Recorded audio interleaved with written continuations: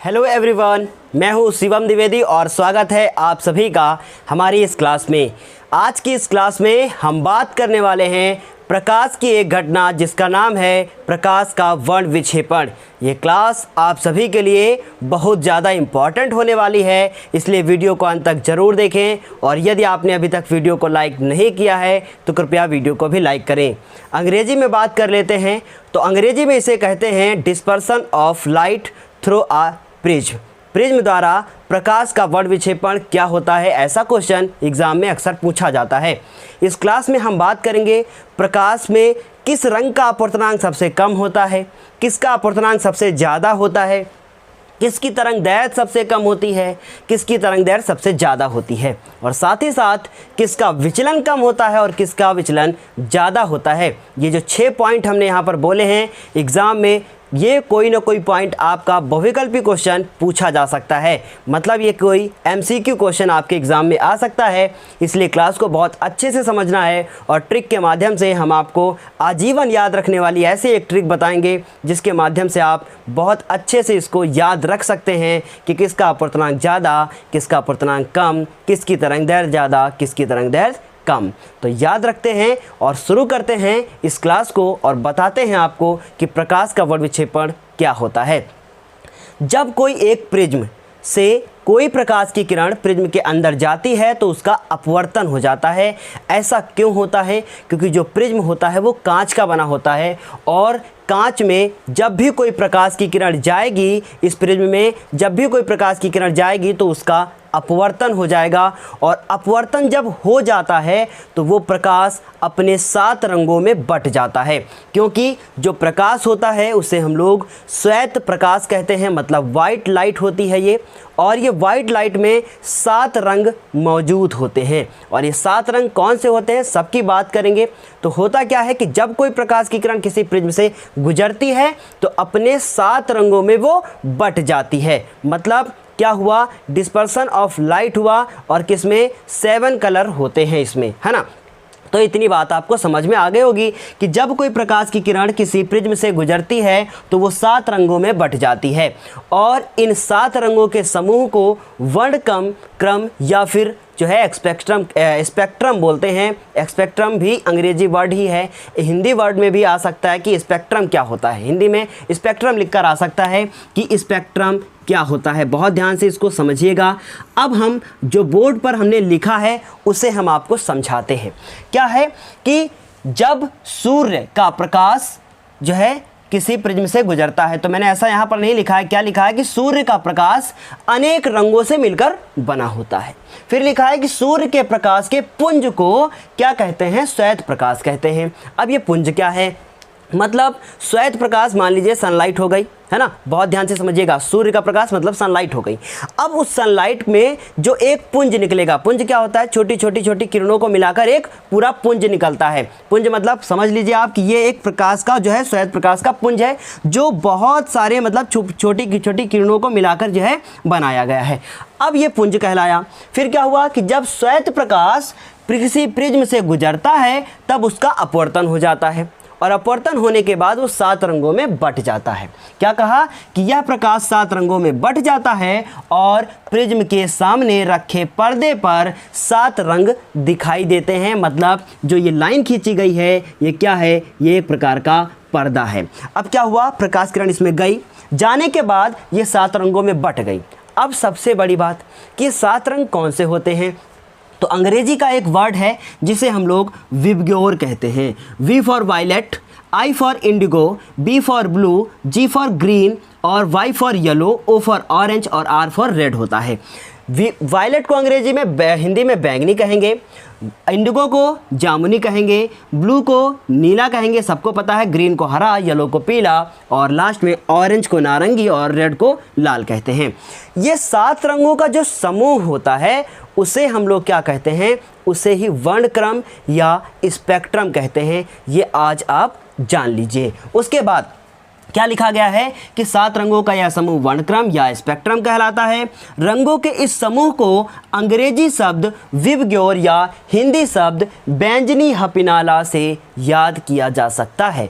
बैंजनी में बा जो है वो किसके लिए है? बैंगनी के लिए है। जा है जो जामुनी है। नी का मतलब नीला है। हा का मतलब हरा है। और पी का मतलब पीला है। और ना का मतलब नीला है। और ला का मतलब लाल है। तो हिंदी में इसे ऐसे याद कर सकते हैं और इंग्लिश में इसे विबग्योर से याद कर सकते हैं। और कभी कभी एग्जाम में आपके लिख कर आता है विबग्योर, फिर इसी स्पेलिंग को मतलब इनके जो अरेंजमेंट को आगे पीछे कर देंगे, जी को यहाँ बी को वहाँ ऐसे कर देते हैं और फिर पूछ लिया जाता है इनमें से कौन सही है। तो याद रखिएगा विबग्योर, VIBGYOR ऐसे पूछा गया है कई बार यूपी बोर्ड में भी और CBSE बोर्ड में भी। ये जो अरेंजमेंट है इनका, जो इनका क्रम है, ऑर्डर है, ये बहुत बार पूछा गया है, आप इसको याद रखिएगा। उसके बाद सबसे इम्पॉर्टेंट बात, अब आप बताइए कि ये जब प्रकाश इधर गया तो सबसे नीचे कौन सा कलर आया? सबसे नीचे आया बैंगनी कलर। इसका मतलब जब प्रकाश जा रहा था तो इसको सीधे जाना था, बिल्कुल सीधे जाना था, लेकिन ये 7 रंगों में बट गया।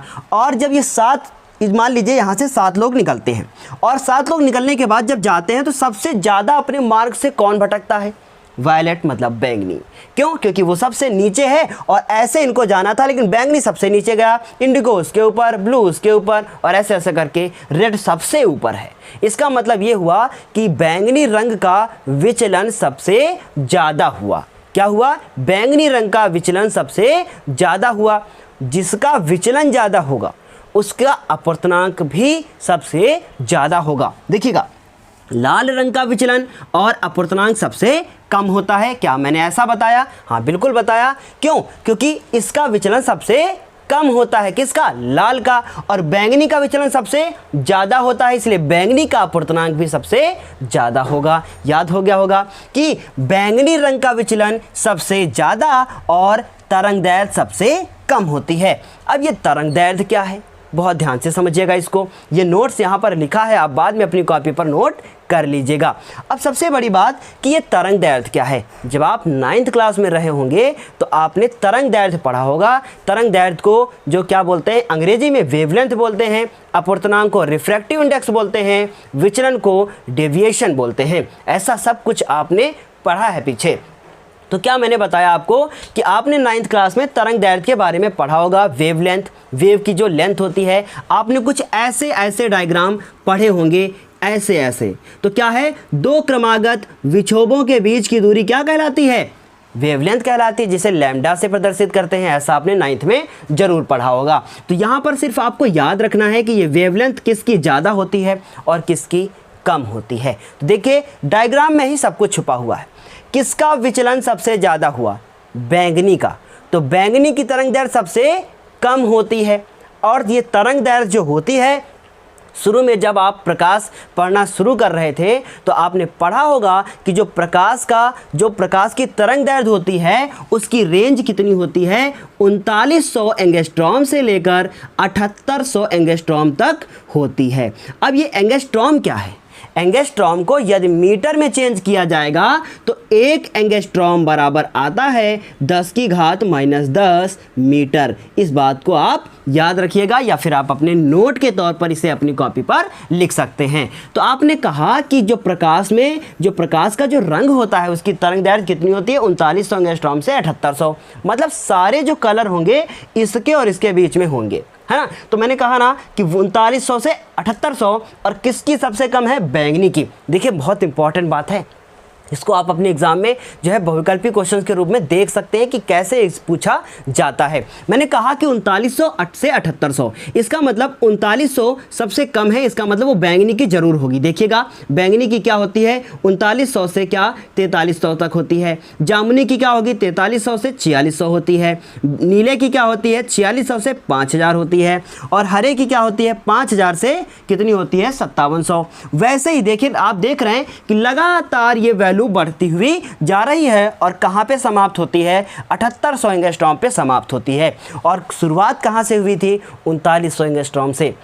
इसका मतलब ये हुआ कि बैंगनी रंग की तरंग दैर्ध्य सबसे कम होती है और लाल रंग की तरंग दैर्ध्य सबसे ज़्यादा होती है, और जिसकी तरंग दैर्ध्य ज़्यादा उसका जो विचलन होता है वो सबसे कम होता है। ये याद रखिएगा, लाल का विचलन सबसे कम है इसलिए लाल की तरंग दैर्ध्य सबसे ज़्यादा है। तो एग्ज़ाम में यदि आप भूल गए तो कैसे उसको आप याद रखेंगे, हम आपको एक ट्रिक बताते हैं।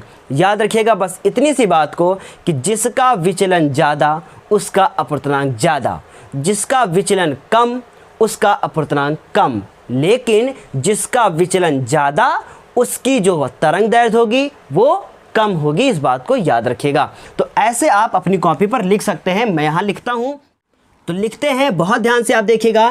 क्या लिखते हैं? अधिक क्या लिखेंगे हम लोग? अधिक विचलन। और किसका विचलन ज़्यादा होता है? आपको पता है, बैंगनी का।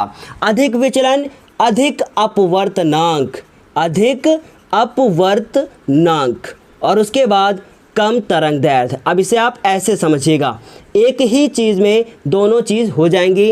अधिक क्या लिखेंगे हम लोग? कम क्या लिखेंगे? तरंग दैर्ध्य। बहुत ध्यान से इसको समझिएगा। कैसे समझते हैं, कैसे याद रखिएगा, बहुत ध्यान से देखिएगा। अधिक विचलन अधिक अपवर्तनांक, और अधिक विचलन तो कम तरंग दैर्ध्य। ऐसे आप लिख लीजिएगा अपनी कॉपी पे और याद कीजिएगा कि आपके एग्जाम में कैसे क्वेश्चन को पूछा जाता है। बहुत ध्यान से आप समझिएगा।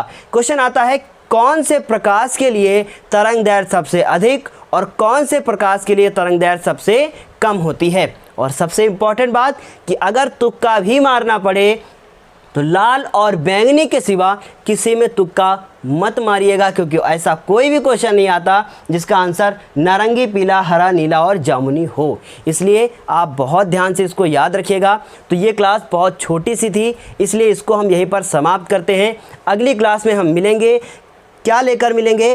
तारे क्यों टिमटिमाते हैं, ग्रह क्यों नहीं टिमटिमाते हैं, और सूर्योदय और सूर्यास्त के समय रंग जो है वो लाल क्यों होता है। या फिर मिलेंगे लेकर कि अग्रिम जो होता है सूर्योदय, मतलब सूर्योदय आपने देखा होगा कि अग्रिम सूर्योदय में पहले ही सूर्य दिखाई देने लगता है। और सबसे चौथा क्वेश्चन कि तारे जो होते हैं वो अधिक ऊंचाई पर हमें क्यों प्रतीत होते हैं। तो इस क्लास के लिए इतना ही, फिर हम आपसे मिलेंगे अगली क्लास में। तब तक के लिए धन्यवाद। Best of luck.